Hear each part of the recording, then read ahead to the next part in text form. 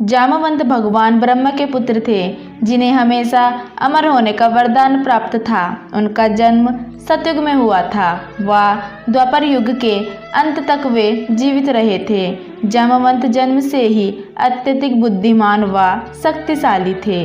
जामवंत भी भगवान परशुराम व हनुमान की भांति अमर थे, इसलिए उनका योगदान भी कई युगों तक रहा। साथ ही उन्होंने भगवान विष्णु के कई अवतारों को धरती पर जन्म लेते व अपना कार्य करते देखा। उनकी मुख्य भूमिका त्रेता युग में भगवान राम के समय रही व एक छोटी भूमिका द्वापर युग में भगवान श्री कृष्ण के समय रही। आज हम दोनों युगों में उनके योगदान को जानेंगे। जब भगवान विष्णु ने त्रेता युग में अयोध्या नगरी में महाराज दशरथ के घर में जन्म लिया, तब उनका मुख्य उद्देश्य पापी रावण का अंत करना था। इसी के लिए उन्होंने 14 वर्षों का कठिन वनवास भोगा था। जब भगवान श्री राम माता सीता की खोज में वानर राज सुग्रीव से मिले, तो जामवंत जी सुग्रीव के मंत्री के रूप में भगवान श्री राम से भेंट हुई। तब से उन्होंने भगवान राम की हर विपत्ति में अपनी बुद्धिमत्ता से सहायता की। जब वानर सैनिक माता सीता की खोज में निकले, तब उसमें हनुमान, जामवंत, अंगद, नल और नील थे। जब वे समुद्र किनारे पहुँचे, तब वहाँ से आगे जाना असंभव था। इस समय केवल हनुमान व जामवंत ही थे जो समुद्र पार करके उस ओर जा सकते थे। लेकिन जामवंत जी अब बूढ़े हो चुके थे, इसीलिए वे समुद्र को लांघने में असमर्थ थे।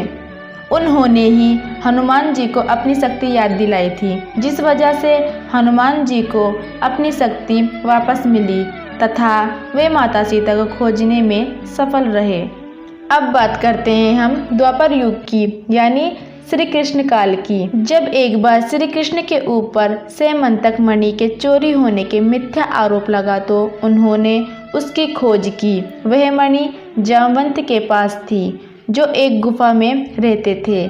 जब भगवान श्री कृष्ण को इसके बारे में पता लगा, तो उनका जामवंत से भीषण युद्ध हुआ और इस युद्ध में जामवंत जी हारे।